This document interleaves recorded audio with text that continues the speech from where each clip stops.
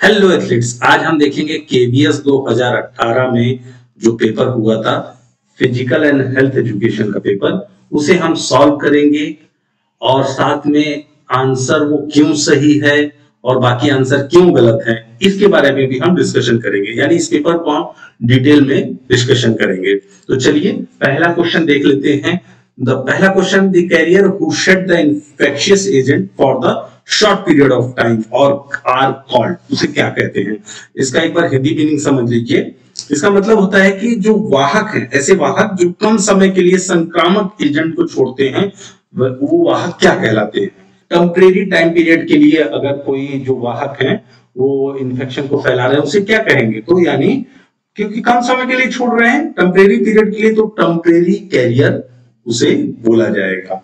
Next question है, what kind of workout leads to increase the muscle mass and strength. Muscle mass को बढ़ाना है और strength को बढ़ाना है। तो देखिए एंडोरेंस से तो बिल्कुल नहीं होता है, क्योंकि एंडोरेंस जो है ability to resist the fatigue for longer period of time होता है। तो फिर क्या हो सकता है, स्ट्रेंथ ट्रेनिंग, बिल्कुल ये सही आंसर होगा। स्ट्रेंथ ट्रेनिंग करते हैं आप, यानी जितने भी वेट को लिफ्ट करते हैं, स्ट्रेंथ ट्रेनिंग करते हैं किसी भी तरीके से, तो आपका मसल मास और स्ट्रेंथ दोनों बढ़ता है। देखिए स्पीड ट्रेनिंग से स्पीड बढ़ेगी, स्पीड एंड्योरेंस से, तो ये बाकी आंसर तो गलत हो गए, स्ट्रेंथ ट्रेनिंग सही आंसर होगा। अगला क्वेश्चन देखते हैं, makeup of the body in term of lean mass और फैट मास। देखिए इसमें दो की पॉइंट है, लीन मास और फैट मास। इन दोनों को मिलने से जो बनता है उसे क्या कहते हैं। तो देखिए उसे बोलते हैं बॉडी कंपोजिशन, क्योंकि बॉडी कंपोजिशन किससे मिलकर बना होता है, लीन मास। यानी कि जैसे आपकी मसल है, बोन है, इसे लीन मास में बोला जाता है। और फैट मास जो आपका फैट परसेंटेज है, फैट बॉडी मास जितना भी है, उन दोनों को मिला के जो है बॉडी कंपोजिशन देखा जाता है। और आप फैट जो आप फैट नापने के लिए आप क्या किस तरीके का मेथड यूज कर सकते हैं, होता है स्किन फोल्ड कैलिपर के थ्रू आप जान सकते हैं बॉडी में कितना फैट परसेंटेज है। तो इसका आंसर हो गया आपका बॉडी कंपोजिशन। चलिए अगला क्वेश्चन देखते हैं। 2018 के जो एशियन गेम्स हुए थे उसमें किसने गोल्ड मेडल जीता था मेंस ट्रिपल जंप में। तो पहले तो देख लीजिए 2018 में जो हुए थे एशियन गेम, जिसे एशियाड गेम भी बोला जाता है, वो हुए थे जकार्ता में, जो कि इंडोनेशिया में है। तो पहला क्वेश्चन ये भी बन सकता है कि कहां पर हुए थे, इसमें जीता किसने था ट्रिपल जंप में। इसका राइट आंसर होगा अरपिंदर सिंह, जिन्होंने ट्रिपल जंप में गोल्ड मेडल जीता था। वहीं अमित पघाल ने जो है बॉक्सिंग के अंदर गोल्ड मेडल जीता था। हांगझो ऐसी जगह है, वहां पर चाइना में होने थे, लेकिन अभी पोस्टपोन हो गए हैं। तो ये फिर से अभी 2023 में होंगे ये गेम्स। और कब से कब तक होंगे, ये होंगे आपके 23 सितंबर से लेके 23 सितंबर से लेके 8 अक्टूबर तक ये गेम चलेंगे 2023। ये पोस्टपोन वाली डेट है, हांगझो चाइना।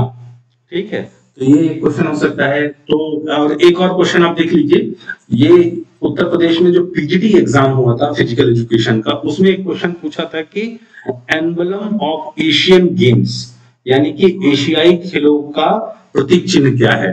तो देखिए प्रतीक चिन्ह क्या है, उगता हुआ सूर्य है।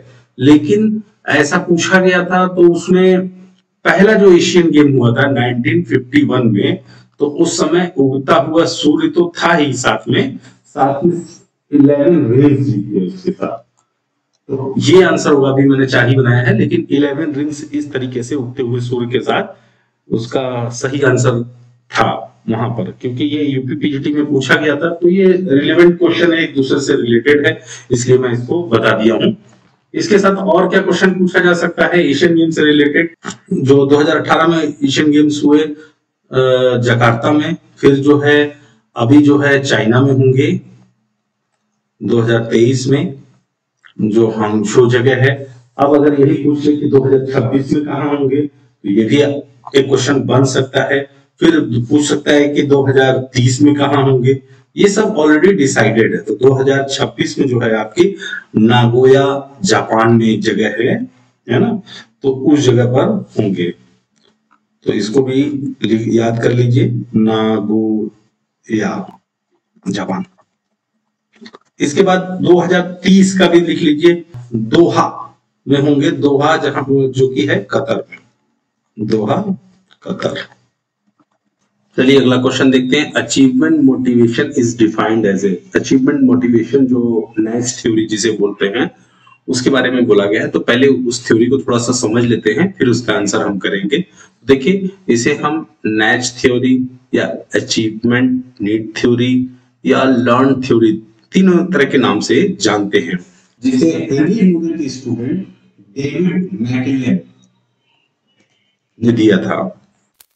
इस थ्योरी को डेविड मैकलेलन ने 1961 में दिया था। तो इस थ्योरी को बाद में एटिकिंसन ने 1974 में और एक्सटेंड किया। लेकिन पहले हम अचीवमेंट नीड थ्योरी को जान लेते हैं। इसको बोला जाता है 3 नीड थ्योरी भी बोला जाता है, और इसे लर्न थ्योरी के नाम से भी जाना जाता है। इसका मेन की फैक्टर ये है कि जो हमारा मोटिवेटर्स आर नॉट इनहेरिटेंट, यानी ये जन्म से जो हमें ड्राइव होते हैं जन्म से नहीं आते हैं, ये हम सीखते हैं कल्चर और अपने लाइफ के एक्सपीरियंस से। मतलब जो ये मोटिवेशन किस तरीके से आता है, ऐसा नहीं कि जो बचपन से मोटिवेटेड कोई बच्चा पैदा होता है, ऐसा नहीं होता है। तो ये आदमी धीरे धीरे सीखता है, उसका एनवायरनमेंट कैसा है, उसका कल्चर कैसा है। और डेविड मैकलेलन ने बोला कि 3 जो है मेन ड्राइविंग फोर्सेस होते हैं जिससे हर आदमी मोटिवेट होता है। तो इसके 3 ड्राइविंग फोर्सेस क्या होता है? एक तो पहला होता है अचीवमेंट, यानी कोई आदमी कुछ अचीव करना चाहता है, उसकी इच्छा है कुछ अचीव करने की, पहला। दूसरा है वो एफिलिएशन के लिए करता है, मतलब वो लोगों के साथ मिलके रहना चाहता है और उसको लोग रिकॉग्नाइज करें, सबके साथ सोशल गैदरिंग करे, वो इस वजह से वो हो सकता है मोटिवेट होता हो। तीसरा है जो पावर के लिए, यानी वो ऐसे लोग जो होते हैं अपनी बातों से दूसरों को इन्फ्लुएंस करते हैं और उन पे कंट्रोल पाना चाहते हैं, वो हर आर्ग्यूमेंट को जीतना चाहते हैं। मतलब एक तरह का बॉस वाली फीलिंग रहती है कि जो भी वो बोल रहे हैं वो सभी को फॉलो करना है।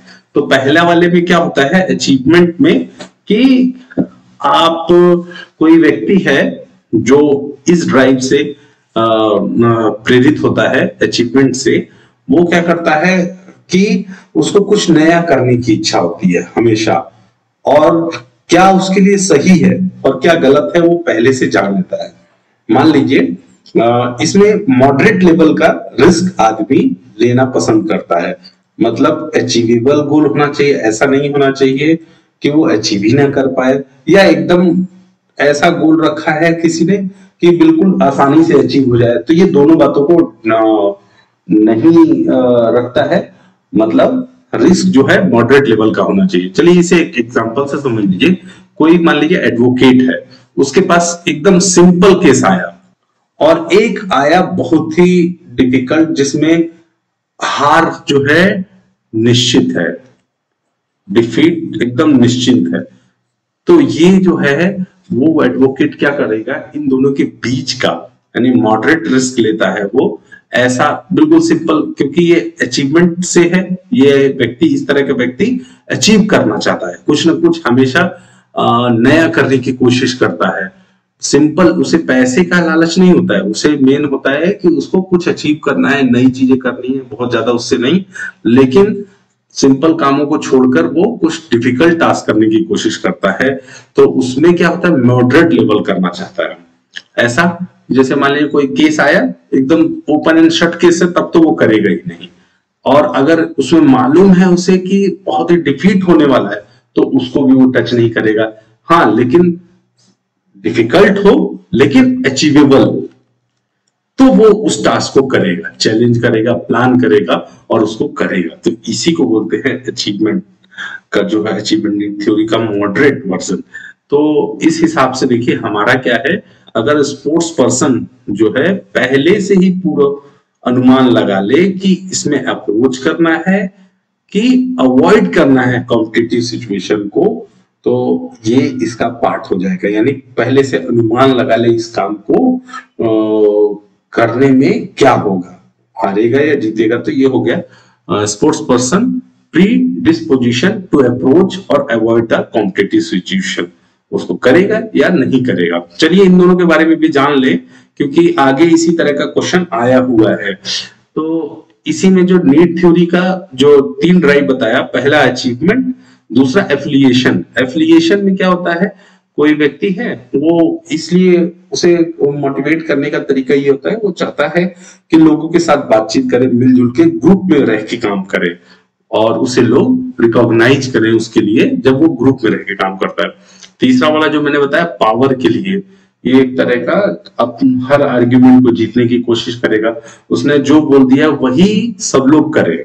तो ये है आपका तीनों मिला के जो है आपका अचीवमेंट थ्योरी, जो कि आपकी डेविड मैकलेलन ने दी।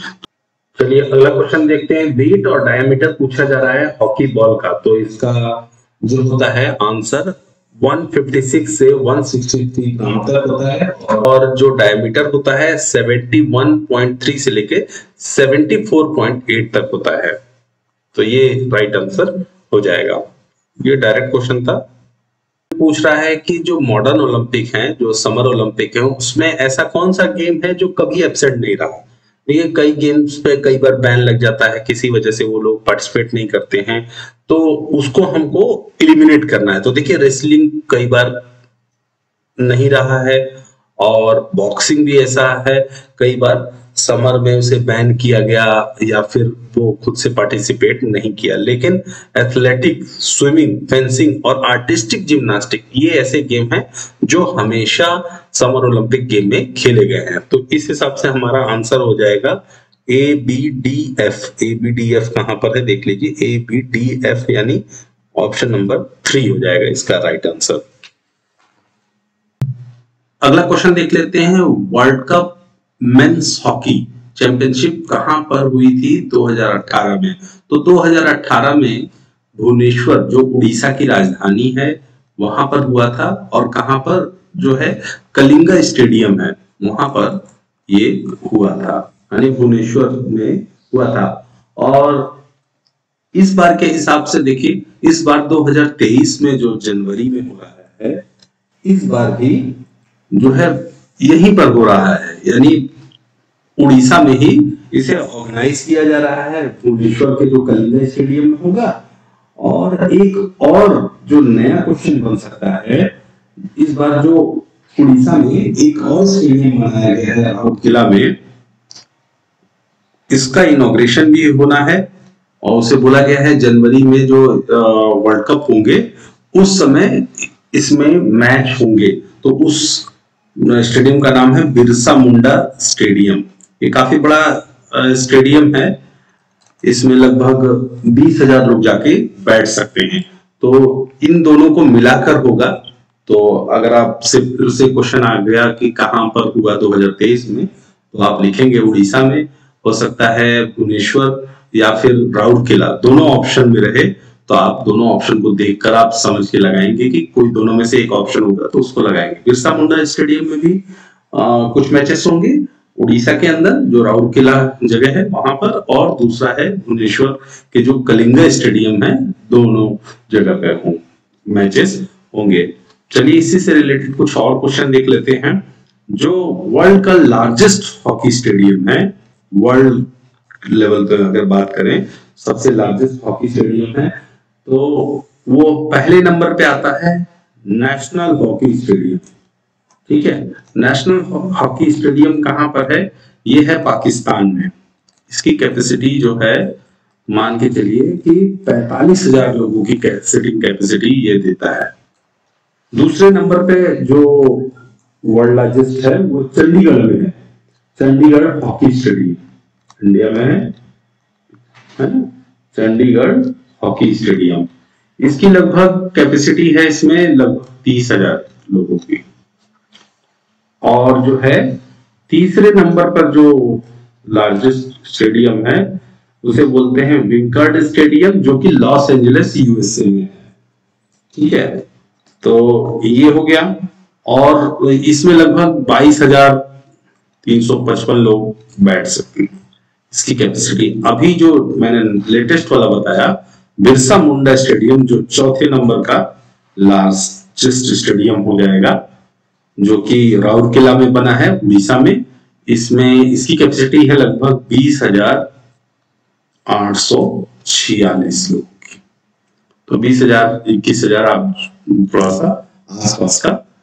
अगला क्वेश्चन है, who proposed achievement, affiliation and power are three important needs that explain the motivation। तो जस्ट इससे पहले मैंने ये क्वेश्चन को बताया था कि डेविड मैकलेलन जो है, इन्होंने 1961 में नीड अचीवमेंट थ्योरी दी, जिसमें उन्होंने बोला कि किसी भी चीज को प्राप्त करने के लिए तीन मेन ड्राइव होते हैं। एक होता है अचीवमेंट, दूसरा होता है एफिलिएशन और तीसरा होता है पावर। यानी कोई व्यक्ति कोई चीज अचीव करने के लिए या तो उसका ड्राइव उसे मदद करेगा, यानी अगर कोई वेट कम करना चाहता है तो वो उस चीज को अचीव करना चाहता है तो उसे गोल बनाकर अचीव करेगा। कुछ लोग जो है ग्रुप में अपनी ग्रुप में रह के काम करना पसंद करते हैं और सोशल होते हैं तो एफिलिएशन चाहते हैं, और कुछ लोग जो है पावर चाहते हैं, यानी वो जो बोलेंगे वही सबको करना है और अपने आर्ग्यूमेंट हमेशा जीतना चाहते हैं। तो ये तीनों चीजें हैं दी गई हैं। डेविड मैकलेलन जो हेनरी मूरे के स्टूडेंट थे, उन्होंने इस थ्योरी को दिया है। ये मैंने आपको पहले ही बता दिया, तो यहाँ पर राइट आंसर हो जाएगा। चलिए बाकी ऑप्शन को भी थोड़ा देख लेते हैं। हर्बर्ज की जो है 2 फैक्टर थ्योरी है, जिसमें उन्होंने बताया है एक हाइजीन और दूसरा बताया है मोटिवेशन। 2 फैक्टर उन्होंने दिए हैं। तो ये भी एक तरह की मोटिवेशन की थ्योरी है। उन्होंने बोला है, पहला फैक्टर बोला कि हाइजीन का मतलब है कि जैसे मान लीजिए किसी ऑफिस में आप काम कर रहे हैं तो जो बेसिक चीजें हैं, यानी जैसे सब चीज आदमी क्यों काम करे वहां पर, यानी कोई पार्शियलिटी ना हो किसी के साथ। जैसे मान लीजिए ट्रांसफर पॉलिसी जो है सबके लिए समान हो, ऐसा नहीं कि कोई आपका बॉस किसी को पसंद करता है तो उसको दे दिया, कुछ लोगों को नहीं दिया। मतलब बेसिक रिक्वायरमेंट जिससे लोगों की उस कंपनी में इच्छा बनी रहे, काम करने की इच्छा बनी रहे, ये चीजें हमको बेसिक मिनिमम रिक्वायरमेंट इसको बोल सकते हैं, जिससे कि उसकी जो है सक्रियता बनी रहे, ये घटनी नहीं चाहिए। और दूसरा जो है मोटिवेशन, इसको हमें बढ़ाने की कोशिश करनी चाहिए। यानी दूसरा तरीका, जैसे उसी कंपनी में काम कर रहे हैं तो मान लीजिए बाकी सारी चीजें ठीक है, माहौल ठीक है, लेकिन किसी का प्रमोशन ही नहीं हो रहा है, आप जो पोस्ट पे हैं प्रमोशन ही नहीं हो रहा है, कोई मोटिवेशन नहीं है, कोई लक्ष्य नहीं दिया जाता है, बस आप करते ही जाइए कोई काम। तो इससे क्या है, प्रॉब्लम होती है। इसलिए हर्बर्ज ने जो 2 फैक्टर थ्योरी दी, कुछ चीजें बेसिक रिक्वायरमेंट है, जैसे मान लीजिए वो घर परिवार से मिल सके अपने, ये सारी चीजें बेसिक रिक्वायरमेंट है, जो सैलरी है वो मिले। और मोटिवेशन में क्या है कि कुछ उसको टास्क मिले और अगर वो अचीव करे तो उसे प्रेज भी मिले, ये है मोटिवेशन जिसे पढ़ता है। और इधर देखिए अब्राहम मैस्लो की अपनी हायरार्की थ्योरी जो है ना, इस तरह से एक पिरामिड बना के हम लोग देखते हैं कि फिजियोलॉजिकल नीड है, फिर जो है सोशियोलॉजिकल है, फिर सेल्फ फुलफिलमेंट, इस तरीके से है। और इनके अंदर सब 5 पार्ट्स हैं कि पहले वो फिजियोलॉजिकल नीड पूरा करता है तो नेक्स्ट ऑर्डर पे चला जाता है, फिर वो सेफ्टी नीड के लिए जाता है, तो वो है अब्राहम मैस्लो की थ्योरी, जो कि 1959 में ये थ्योरी अब्राहम मैस्लो के द्वारा दी गई है। तो इसे हम कभी और डिटेल में डिस्कस करेंगे। अभी के लिए आंसर जो है आपका ये आंसर चाहिए, डेविड मैकलेलन। अगला क्वेश्चन, कोहन जो थे उनका मानना था कि किसी को मोटिवेट करने के लिए, मोटिवेशन प्रदान करने के लिए जो जरूरी होता है, क्या चीज जरूरी होता है इन सब में से, तो इन्वायरमेंट जो होता है, मतलब अगर वो सही इन्वायरमेंट में है और उस समय उस बात को कहा जाए, उसे मोटिवेट किया जाए तो ज्यादा प्रभावी होगा। बाकी चीजें ये सब सेकेंडरी हैं। पहला जो है उन्होंने इन्वायरमेंट पर फोर्स किया, तो यहाँ पर राइट आंसर इन्वायरमेंट हो जाएगा। तो देखिए अगला क्वेश्चन है, टारगेट हार्ट रेट को कैलकुलेट किस फॉर्मूले से किया जाता है? तो इसका फॉर्मूला होता है 220 माइनस एज, जो भी आपकी एज है उसे 220 से माइनस कर देता है और साथ में 70% जो आपकी इंटेंसिटी कर देगी। यहाँ पर राइट आंसर हो जाएगा ये ऑप्शन नंबर 4 220 माइनस 8 इंटू 70% जो है ये राइट आंसर हो जाएगा। अगला देखिए, यूएस ओपन 2018 में कोच किए जाने के लिए चेतावनी दिए जाने पर सेरेना विलियम पर कितनी राशि का जुर्माना लगाया गया? तो वहां पर $4000 का जुर्माना लगाया गया। चलिए अगला क्वेश्चन देखते हैं। Analysis is a part of, analysis किसका पार्ट है? तो देखिए यहाँ पे ऑप्शन एक बार देख लीजिए, affective, psychomotor, psycho sociological and cognitive लिखा है। तो इससे आपको क्लियर पता चल रहा होगा कि इसका आंसर क्या है, लेकिन ये कहां से पूछा गया है ये आपको जानना जरूरी है। देखिए एक होता है ब्लूम टेक्सोनॉमी, जिसमें बोलते हैं उसे हम डोमेन ऑफ लर्निंग। तो उसके 3 डोमेन ब्लूम ने दिए थे, तो अगर उससे रिलेट करेंगे 3 डोमेन होते हैं, 3 domain of Bloom taxonomy, Bloom जिन्होंने ये टेक्सोनॉमी दी थी, ब्लूम टेक्सोनॉमी ये दिया था। और ये कब दिया था ब्लूम ने? 1956 में। ये अमेरिकन साइकोलॉजिस्ट थे ब्लूम। इन्होंने बोला कि जो लर्निंग है इन डोमेन्स में होती है। जैसे क्या उन्होंने 3 डोमेन बताए। उन्होंने बताया कि एक होता है आपका कॉग्निटिव, आप ऐसे मत याद करिए, आप याद करिए कैप हम लगाते हैं ना, तो CA और P ऐसे याद करिए कैप। जब भी ब्लूम टेक्सोनॉमी आ जाए तो आप इसको कैप से याद करिए। तो पहला डोमेन था कॉग्निटिव, पहला डोमेन हो गया कॉग्निटिव, जिसको आप अभी आगे तो पहला डोमेन हो गया कॉग्निटिव। दूसरा है इसका, दूसरा डोमेन है अफेक्टिव,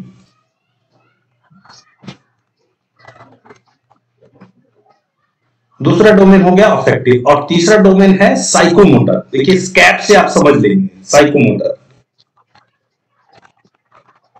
ये हो गया तीसरा डोमेन। CAP कैप मतलब ये 3 तरीके से कोई व्यक्ति जो है सीखता है, domains of learning, cognitive, affective और साइकोमोटर। अब इसके नीचे आप चाहे तो इस तरह से लिख सकते हैं H H H। इसका क्या मतलब है?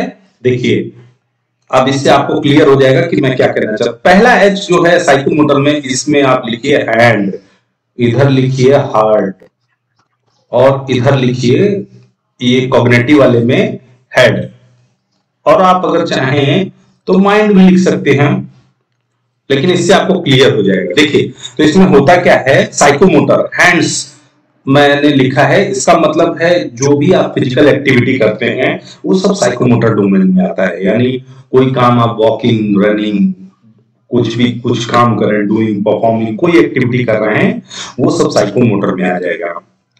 और दूसरा जो मैंने हार्ट लिखा है, तो हार्ट समझ रहे हैं ना किस लिए होता है? फीलिंग्स के लिए।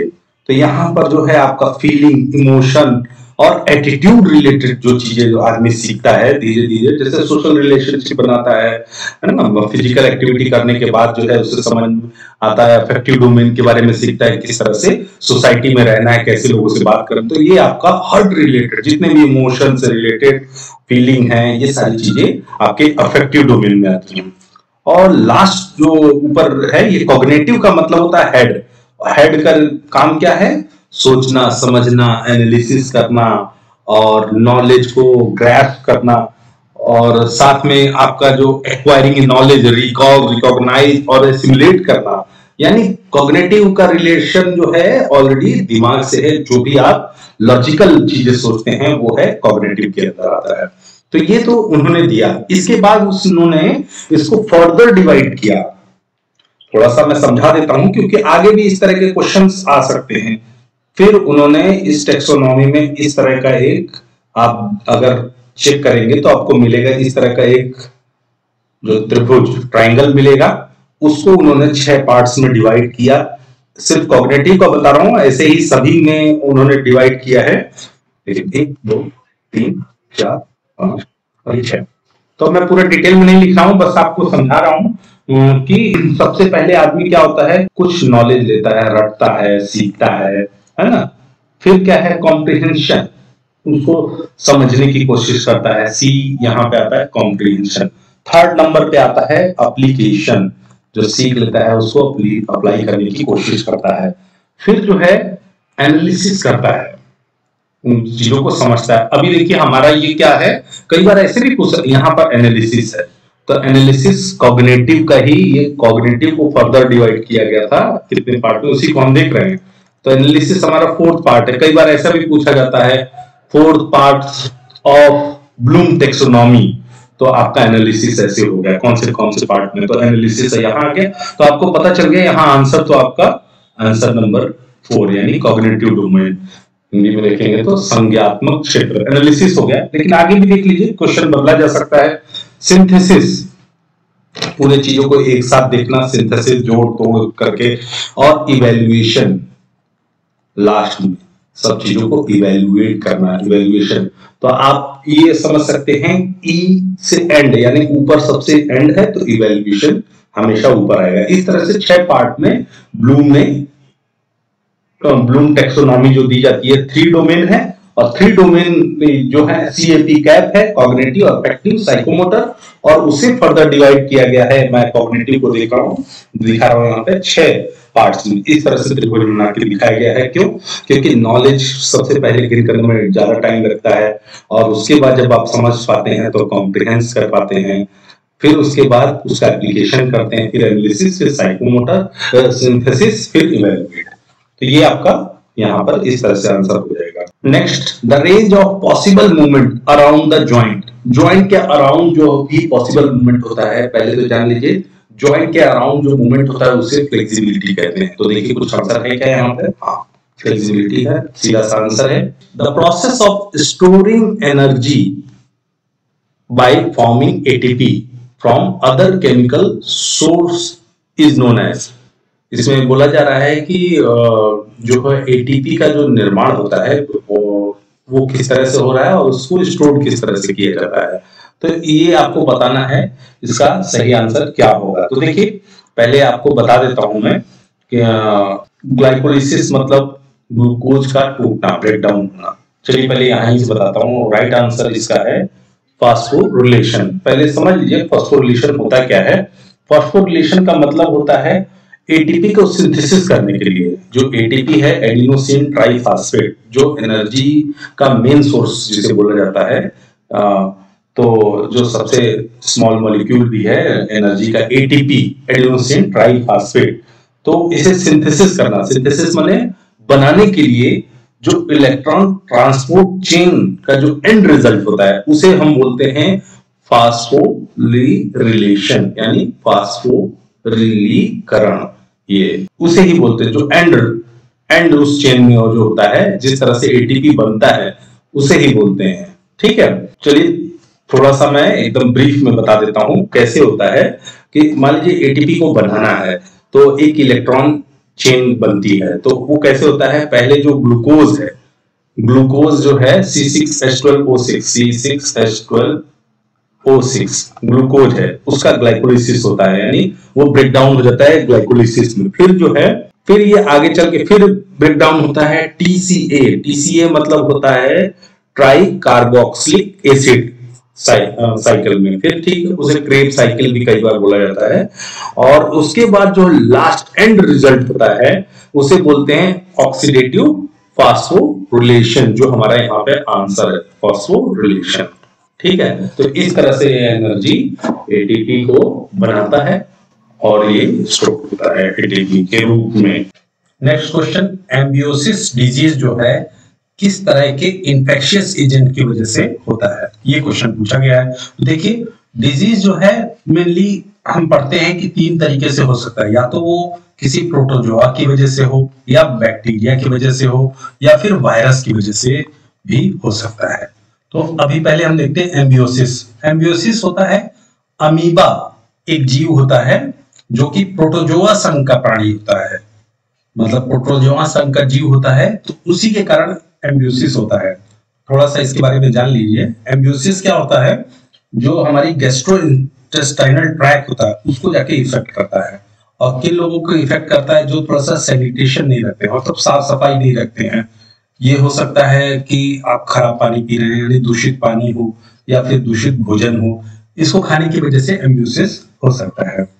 और प्रोटोजोआ की वजह से ये भी क्वेश्चन हो सकता है कि किस दूसरे प्रोटोजोआ की वजह से कौन कौन से डिजीज हो सकते हैं, जैसे कि मलेरिया जो है आपका प्रोटोजोआ की वजह से होता है एम्ब्योसिस के अलावा, और जो है आपका पायरिया होता है वो भी प्रोटोजोआ की वजह से, स्लीपिंग सिकनेस, डायरिया, ये सारे जो है आपके प्रोटोजोआ की वजह से होते हैं। अगर बैक्टीरियल इन्फेक्शन की बात की जाए तो जो है आपका टिटनेस है, ट्यूबरकुलोसिस यानी टीबी है, कॉलरा है, टाइफाइड है, प्लेग है, वूपिंग कफ है, ये सारे जो है, और साथ में लेप्रोसी यानी कोढ़ जो होता है आपका, ये सभी जो है बैक्टीरियल इन्फेक्शन है। और अगर वायरस वाले इन्फेक्शन की बात की जाए तो अभी देखिए कोविड आप जानते ही हैं, कोविड है जो मेन मैं बता रहा हूं, एड्स है, पोलियो है, ये कई बार पूछा जाता है पोलियो किस वजह से होता है, वायरस की वजह से कि बैक्टीरिया की वजह से, तो ये पोलियो जो है वायरस की वजह से होता है। रेबीज होता है, हेपेटाइटिस होता है, मेनिंजाइटिस होता है, influenza, chicken pox, small pox, goitre, ये सारे जो है वायरस की वजह से होते हैं। तो इन तीनों कैटेगरी को आप अलग अलग देख लें कि प्रोटोजोआ, बैक्टीरिया और वायरस की वजह से कौन कौन से डिजीज होते हैं। यहां पर सही आंसर प्रोटोजोआ होगा। Question number 67, which one of the following is best describe the plyometric training method. Plyometric training को सबसे बेस्ट तरीके से क्या डिस्क्राइब कर रहा है, इसमें पूछा गया है। तो देखिए पहले प्लयोमेट्रिक ट्रेनिंग जान लीजिए, जो एक्सप्लोजिव स्ट्रेंथ को डेवलप करे उस ट्रेनिंग को बोलते हैं प्लयोमेट्रिक ट्रेनिंग। और एक्सप्लोजिव स्ट्रेंथ को किस तरह से डेवलप किया जाता है, जितने भी जंपिंग होते हैं, जंपिंग एक्सरसाइज के थ्रू, यानी जंपिंग हो गया, बाउंसिंग हो गया और हॉपिंग, हॉप करके जो चलते हैं हम लोग, और डेप्थ जंप, ये सभी तरीके के डेप्थ जंप होता है, इन सभी तरीके से जो होता है आप डेवलप करते हैं एक्सप्लोजिव स्ट्रेंथ। जैसे कि जितने भी जंप्स हैं वो सभी एक्सप्लोजिव स्ट्रेंथ में आते हैं। तो देख लीजिए इसका आंसर कहाँ है, यहाँ देखिए, involve mainly bouncing and hopping, तो इसका आंसर नंबर 4 सही हो जाएगा। इसके बारे में थोड़ा और जान लीजिए। प्लयोमेट्रिक ट्रेनिंग को जो है बॉस्को एंड कोन्सी, इन्होंने ये डेवलप किया था। बॉस्को एंड कोन्सी ने 1980 में प्लयोमेट्रिक ट्रेनिंग को डेवलप किया था। Next, what happen when chlorine is added to water, यानी क्वेश्चन क्या पूछ रहा है आपका कि क्लोरीन को अगर वाटर से मिला दिया जाए, यानी क्लोरीन को जो है वाटर से मिलाते हैं, पूछ रहा है। यहां है क्लोरीन और यहां है वाटर, क्या होगा? तो देखिए क्या होता है, तो होता यह है कि हाइपोक्लोरस एसिड बन गया और साथ में बन गया हाइड्रोक्लोरिक एसिड। तो यहाँ पे देखिए आंसर कहाँ है, ये आंसर नंबर 3 राइट आंसर हो जाएगा। पानी में क्लोरीन क्यों मिलाते हैं ये भी जान लीजिए। मान लीजिए कोई दूषित जल है, उसकी वजह से कोई बीमारी हो, जैसे बैक्टीरिया की वजह से, वायरस की वजह से या प्रोटोजोआ की वजह से कोई बीमारी हो रही है, यानी कोई भी इंफेक्शियस एजेंट पानी में ना रहे, जिसकी वजह से हम क्लोरीन मिला देते हैं। क्लोरीन मिलाने से वो सारे इंफेक्शियस एजेंट मर जाते हैं, इस वजह से क्लोरीन को मिलाया जाता है। Next, out of the following which are synthetic drug, यानी सिंथेटिक है जिसे बनाया गया है, जो कि स्ट्रक्चरली, जिसका स्ट्रक्चर जो है सिमिलर है किसे, एड्रेनलिन से। तो एड्रेनलिन क्या है पहले ये जान लीजिए। किडनी के ऊपर एक एड्रेनलिन ग्लैंड होती है, ऐसे करके वहां से निकलता है एड्रेनाइल हार्मोन, तो वो तो ओरिजिनल हो गया। लेकिन सिंथेटिकली बनाया जाता है, किस लिए बनाया जाता है, वो एक तरह का होता है, उसे बोलते हैं एम्फेटामाइन, जो स्ट्रक्चरली एकदम एड्रेनलिन की तरह से ही होता है और उसका काम भी उसी तरह का होता है। तो पहले जान लीजिए एड्रेनलिन जो रहता है हमारा, वो क्या काम करता है। जैसे आप कभी तनाव में हैं, परेशान हैं, तो वो क्या करेगा, आपकी अलर्टनेस को बढ़ा देगा, नींद नहीं आने देगा, भूख नहीं लगेगा। तो वैसा ही एम्फेटामाइन भी काम करता है। तो इस एम्फेटामाइन जो रहता है ये क्योंकि सिंथेटिक रूप से बनाया हुआ है, तो इसे हम पेप पिल्स के नाम से भी जानते हैं।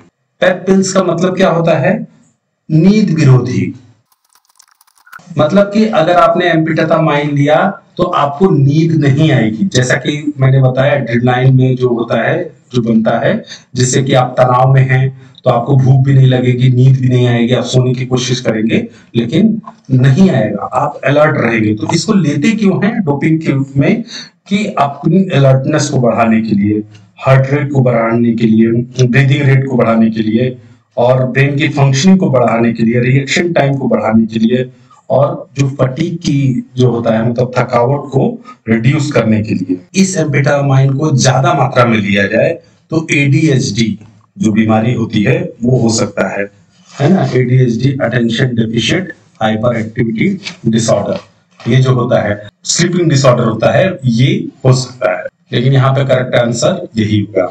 बाकी ऑप्शन के बारे में भी थोड़ा जान लेते हैं, जैसे कि कैनाबिनाइज लिखा है, कैनाबिनाइड जो भांग है यहाँ पर, ये देखिए एक तरह का साइकोसोमेटिक केमिकल होता है, मतलब आपके मन को खुशी देगा, रिलैक्सेशन देगा, फीलिंग ऑफ रिलैक्सेशन होगा।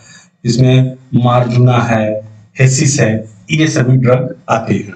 नेक्स्ट है बार्बिट्रेट्स, जो स्लीपिंग पिल्स होती है उसमें यही इस्तेमाल होता है। स्लीपिंग पिल्स किसको दिया जाता है? जिसको नींद नहीं आ रही, यानी स्लीपिंग डिसऑर्डर है, आइसोनिमिया है, उन लोगों को दिया जाता है, तो ये यूज होता है स्लीपिंग पिल्स में। नेक्स्ट है हीरोइन। हीरोइन आता है नारकोटिक्स टाइप के ड्रग में। नारकोटिक्स का यूज होता है पेन से रिलीफ करने के लिए, यानी दर्द हो रहा है तो उससे रिलीफ मिल जाए, उसके लिए यूज किया जाता है। इसके कुछ एग्जांपल हैं हीरोइन, पेप्टाइड और morphine. Next psychology is study of. Psychology किस चीज की स्टडी है? देखिए साइकोलॉजी दो वर्ड से मिलकर बना है, पहला है साइकी, दूसरा है लोगस।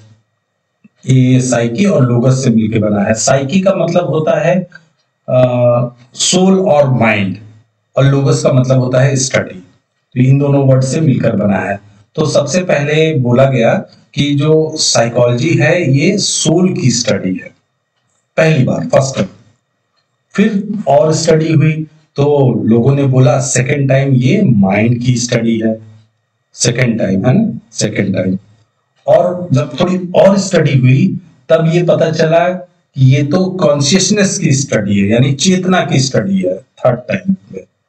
और बाद में पता चला फाइनली जो अभी करंट की थ्योरी है, जो हमारी लेटेस्ट थ्योरी है, यानी फोर्थ जो थ्योरी है वो बोला गया बिहेवियर की थ्योरी है, यानी स्टडी ऑफ बिहेवियर, तो उसे ही बोला जाता है साइकोलॉजी। लेकिन यहाँ पर देखिए बिहेवियर भी दिया है और बिहेवियर एंड मेंटल प्रोसेस। तो देखिए क्योंकि शुरू में जो है इसे माइंड का भी बोला गया था और बिहेवियर का भी बोला गया था, तो इसलिए हम जा रहे हैं ऑप्शन नंबर 4 के साथ, बिहेवियर एंड मेंटल प्रोसेस। और इससे रिलेटेड कुछ क्वेश्चन हम देख लेते हैं।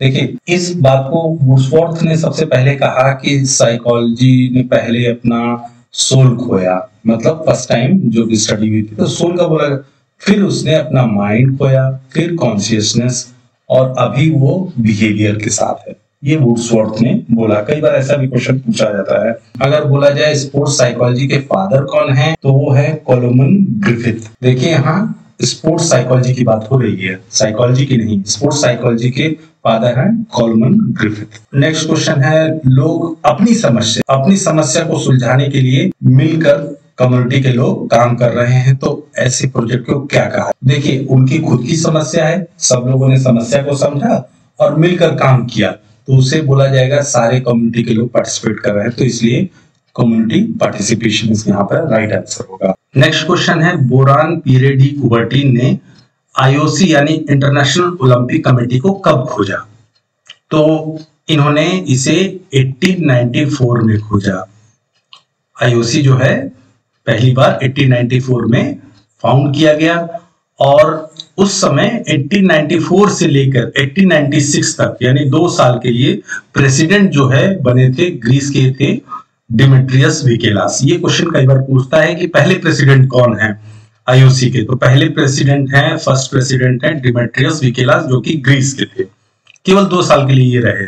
उसके बाद सेकंड प्रेसिडेंट कौन बना, जो कि थे हमारे father of modern Olympic game, यानी पीरे डी कुबर्टीन, जो कुबर्टीन जी हैं वही बने थे।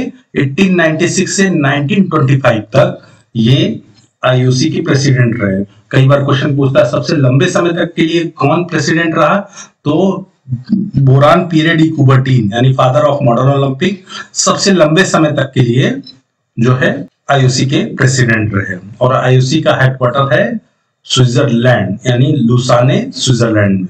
नेक्स्ट क्वेश्चन में पूछा जा रहा है कि फर्स्ट प्रेसिडेंट कौन थे international society of sports psychology यानी IISP के फर्स्ट प्रेसिडेंट कौन थे। तो उसका सही आंसर है F. एंटोनेली, जो थे फर्स्ट प्रेसिडेंट थे। Next question, the more fit person is less likely to improve further and thus may be the unduly penalized as an example of. इसमें बोला जा रहा है कि जो सबसे फिट पर्सन है, जिसने अपनी मतलब सारी सीमाओं को पा लिया है, यानी सबसे ज्यादा फिट हो चुका है, अब इसके पास सुधार के लिए और नहीं किया जा सकता। मतलब एकदम फिट है और सुधार नहीं किया जा सकता है, और सुधार नहीं होता है तो उससे क्या होता है, अनड्यूली पेनलाइज्ड होना पड़ता है, उसे एक तरह से दंड भुगतना पड़ता है, क्योंकि आगे फर्दर इंप्रूवमेंट नहीं हो रहा है, क्योंकि वो अपनी ऑप्टिमम लेवल को पा चुका है। तो इस प्रिंसिपल को क्या बोलते हैं, तो देख लेते हैं ऑप्शन। देखिए, इंडिविजुअलिटी प्रिंसिपल क्या होता है, किसी इंडिविजुअल को अलग तरीके से बताना। हर इंडिविजुअल की क्वालिटी अलग अलग होती है, तो इंडिविजुअल के हिसाब से ट्रेनिंग देते हैं, ये तो आंसर नहीं होगा। रिवर्सिबिलिटी मतलब वापस जो है उसको साइक्लिक में करना, रिवर्स करना ट्रेनिंग को। और जो है एक और फोर्थ नंबर देख लेते हैं, स्पेसिफिटी यानी विशिष्ट ट्रेनिंग, मतलब जिसको फुटबॉलर को है तो फुटबॉल की जो स्पेसिफिक ट्रेनिंग है वैसे देना। लेकिन जो थर्ड नंबर का ऑप्शन है, प्रिंसिपल ऑफ डिमिनिशिंग रिटर्न, यानी हिंदी में से बोलते हैं आसमान प्रतिफल का सिद्धांत। तो इसका मतलब क्या होता है, पहले एक सिंपल लैंग्वेज में समझिए कि आप कहीं इन्वेस्टमेंट कर रहे हैं, तो इन्वेस्टमेंट करते हैं तो आपको पहले तो बहुत अच्छा रिटर्न मिला, किसी आपने स्टॉक में एंट्री किया, स्टॉक में इन्वेस्टमेंट किया, पहले बहुत अच्छा है, लेकिन अब बार बार आप कर रहे हैं लेकिन उतना अच्छा रिटर्न नहीं मिल रहा है, क्योंकि वो एक बार अपनी पोटेंशियलिटी को पा गया है, अब जो है प्लेटू आ गया है, तो अब जो है फर्दर इंप्रूवमेंट नहीं हो रहा है। तो कई बार क्या है, मैक्सिमम इंप्रूवमेंट ना होने की वजह से वो कभी कभी डाउन भी आ जाता है। तो यही है कि अगर बाकी वेरिएबल अगर कंट्रोल्ड हैं, कोई कुछ नहीं हो रहा है, तो हो सकता है उसका परफॉर्मेंस डाउन हो। अगर स्पोर्ट्स की भाषा में समझें कि मान लीजिए कोई फिटनेस ट्रेनिंग की जा रही है, तो एक बार मैक्सिमम होने के बाद जो है कितनी भी ट्रेनिंग कर लेंगे उसमें थोड़ा सा प्लेटू आ जाएगा, और हो सकता है परफॉर्मेंस डाउन हो, उस तरीके का रिजल्ट ना मिले। मान लीजिए 40 kg से आप कर रहे थे, पहले आपका इंप्रूव हो रहा था, बेंच प्रेस कर रहे थे तो, लेकिन बाद में नहीं हो रहा है, तो इसी को बोलते हैं प्रिंसिपल ऑफ डिमिनिशिंग रिटर्न। ये इसका राइट आंसर होगा, यानी कि आसमान प्रतिफल का सिद्धांत। नेक्स्ट क्वेश्चन है स्ट्रेंथ एंडुरेंस, यानी स्ट्रेंथ और एंडुरेंस दोनों का कॉम्बिनेशन किस तरह से डेवलप किया जाएगा। तो देखिए, आपका हिल रनिंग जो है, अगर पर्वत पे पहाड़ों पे आप चढ़ेंगे तो आपका स्ट्रेंथ भी डेवलप होगा, और लंबे समय तक के लिए अगर दौड़ेंगे तो एंडुरेंस भी डेवलप होगा। तो यही आंसर हो गया हिल रनिंग। बाकी ऑप्शन को देख लेते हैं। प्लोमेट्रिक एक्सरसाइज जो आपको मैंने बताया कि हॉपिंग, बाउंसिंग, इससे डेवलप होता है, और प्लोमेट्रिक में जो है एक्सप्लोसिव स्ट्रेंथ होता है को डेवलप करने के लिए किया जाता है। कैलेस्थेनिक क्या होता है, कैलेस्थेनिक एक फ्री हैंड एक्सरसाइज होता है, जैसे पीटी ड्रिल्स वगैरह करते हैं वो सब होता है, विदाउट इक्विपमेंट है, इक्विपमेंट के साथ भी हो सकता है, यानी बहुत ज्यादा इक्विपमेंट की ज्यादा जरूरत नहीं होती। बैलिस्टिक मेथड क्या होता है, एक ओल्डेस्ट मेथड है फ्लेक्सिबिलिटी को डेवलप करने के लिए, और दूसरा एक और मेथड होता है PNF मेथड, जिसे प्रोप्रियोसेप्टिव न्यूरोमस्कुलर फैसिलिटेशन बोला जाता है। ये एक ओल्डेस्ट मेथड है और ये बहुत ही एडवांस मेथड है PNF, फ्लेक्सिबिलिटी को डेवलप करने के लिए। Next, which of the following are correct about decathlon. Decathlon के बारे में बात हो रही है, पहले डेकाथलन जान लेते हैं। डेकाथलन जो होता है, इसमें टोटल 10 इवेंट होते हैं जो कि 2 दिन में करने होते हैं, पहले दिन और दूसरे दिन, 2 दिन में होता है। तो पहले दिन जो इवेंट होते हैं 100 metre, long jump, short put, high jump, और 400 मीटर जो है लास्ट इवेंट होता है पहले दिन का। फिर जो है पहले दिन का इवेंट खत्म हो गया, दूसरे दिन क्या होता है, पहले शुरू होता है 110 मीटर जो है होता है हडल रेस, वो होता है। फिर होता है D लिखा है ये, तो फिर होता है डिस्कस थ्रो, फिर P से पोल वॉल्ट, फिर J से जेवलिन थ्रो, ये सारे इवेंट होते हैं, और लास्ट में होता है 1500 मीटर रेस। तो अब इसी हिसाब से आपको आंसर करना है। तो पहले देख लेते हैं, long jump is second event of the day 1। Second event है क्या लॉन्ग जंप, देखिए पहला इवेंट 100 मीटर, दूसरा इवेंट जो है बिल्कुल सही है, ये आंसर सही है, ए सही है। चलिए नेक्स्ट देखते हैं, 400 metre is a second last, यानी अंतिम से सेकंड लास्ट है क्या? 400 मीटर नहीं, ये तो लास्ट है, सेकंड लास्ट तो नहीं है, तो ये आंसर गलत हो गया। थर्ड देखिए, 110 मीटर जो है hurdle is the first event of the day 2, day 2 में जाइए, फर्स्ट इवेंट है क्या? यस है, तो ये ऑप्शन सही हो गया। अब नेक्स्ट ऑप्शन को देखते हैं, discus throw is a second last event of the day 2, second last है क्या डिस्कस थ्रो? दूसरे दिन का देख लेते हैं, तो दूसरे दिन का सेकंड लास्ट देखते हैं 1500 मीटर, और दूसरे सेकंड लास्ट है जेवलिन, और ये बोल रहा है डिस्कस को, तो ये तो गलत बात हो गया, क्योंकि देखिए लास्ट लिखा है, सेकंड लास्ट यानी पीछे से दूसरा इवेंट यहाँ पर होना चाहिए, तब जाके ये सही होता, लेकिन ये भी आंसर गलत है, गलत दिया हुआ है ना, ये भी कट गया। तो आंसर हमारा क्या सही हो गया? ए और सी केवल राइट आंसर हो गया। देख लेते हैं, ए और C is correct. Next, when people understand a problem they will more readily to act to solve it, is मतलब कि जब लोग किसी समस्या को समझ लेंगे तो वो और अधिक तत्परता और जल्दी से उसे सुलझाने का प्रयास करेंगे। यह है, इसका आंसर होगा प्रिंसिपल ऑफ कम्युनिटी पार्टिसिपेशन, यानी कम्युनिटी के सभी लोग पार्टिसिपेट कर रहे हैं, उसे बोलेंगे कम्युनिटी पार्टिसिपेशन। बाकी ऑप्शन भी देख लेते हैं, एम ऑफ हेल्थ एजुकेशन, इसका मतलब हेल्थ के प्रति अवेयर करना उसे बोला जाता है, तो ये आंसर इसलिए नहीं सही है। ग्रुप डायनेमिक्स क्या होता है? जब दो या दो से अधिक लोगों का कॉमन ऑब्जेक्टिव होता है कोई काम को करने के लिए, तो उसे ग्रुप डायनेमिक्स बोलते हैं।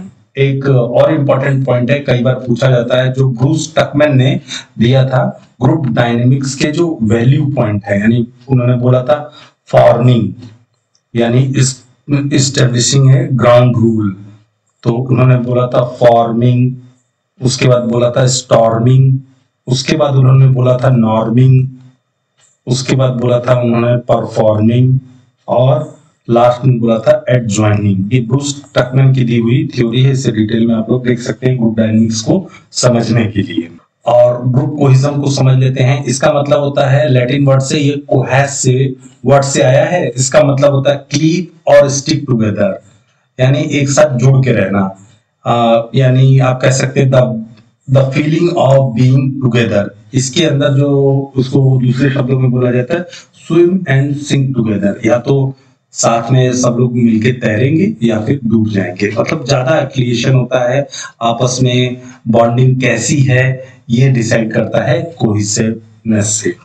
अगला क्वेश्चन है, इसमें से कौन सा जो है एथिकल गाइडलाइन का पार्ट नहीं है स्पोर्ट्स साइकोलॉजिस्ट के लिए, मतलब जो स्पोर्ट्स साइकोलॉजिस्ट है उनके लिए जो है ये पार्ट नहीं एथिकल गाइडलाइन का उनका, तो कॉम्पिटेंस वो तो होना चाहिए।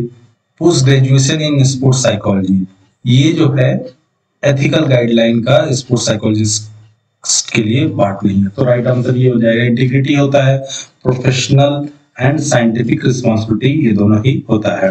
नेक्स्ट, सिचुएशनल फैक्टर में बताना है मोटिवेशन में, यानी देखिए सिचुएशन के अकॉर्डिंग, यानी कोई स्थिति या कोई परिस्थिति पर जो है मोटिवेशन का क्या प्रभाव पड़ता है, या कह सकते हैं आपकी जो फैक्टर है इन्फ्लुएंस करता है मोटिवेशन को, मतलब कोई आदमी मोटिवेटेड किस स्थिति में रह सकता है।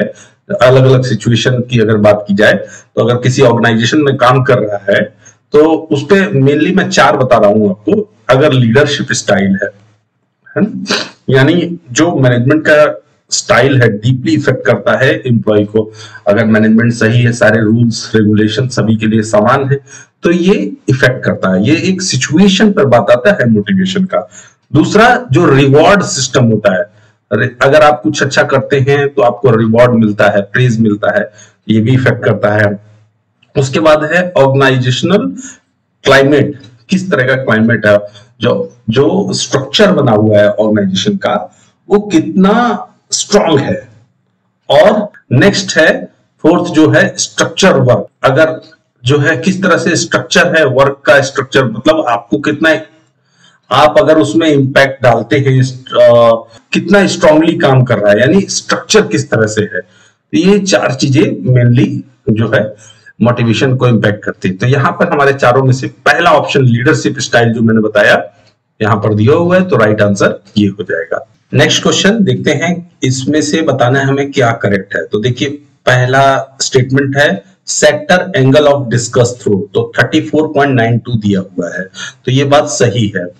इसके साथ थोड़ा एडिशनल और जान लीजिए कि डिस्कस और शॉटपुट और हैमर ये तीनों का ही एंगल होता है 34.92।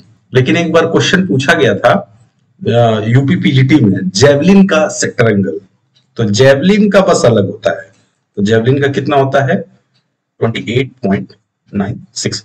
ठीक है, तो ये कई बार ऐसा क्वेश्चन पूछ लिया जाता है जेवलिन का सेक्टर एंगल, तो वो होगा 28.96 और यहाँ के लिए राइट आंसर है 34.92, यानी डिस्कस, शॉटपुट और हैमर थ्रो तीनों का सेक्टर एंगल 34.92 होता है।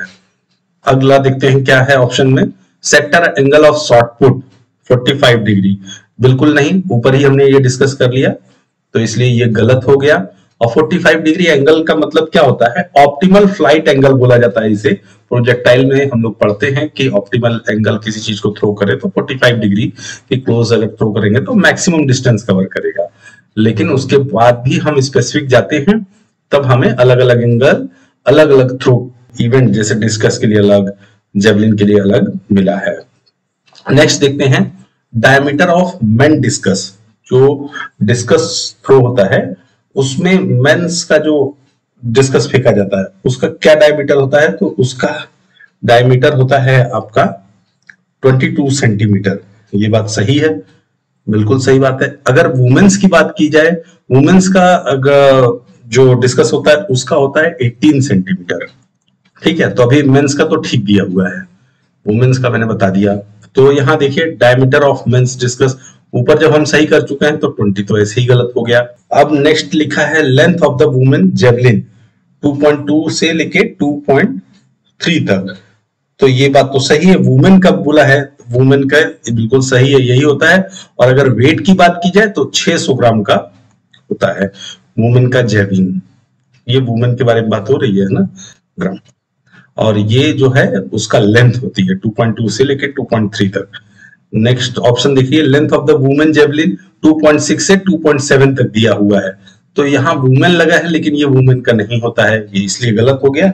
ये होता है आपका मेंस का, जो ये मेजरमेंट दिया हुआ है 2.6 से लेके 2.7, ये होता है मेंस का, तो इसलिए ये गलत हो गया। और मेंस का जेवलिन का वेट कितना होता है, वो होता है 800 ग्राम।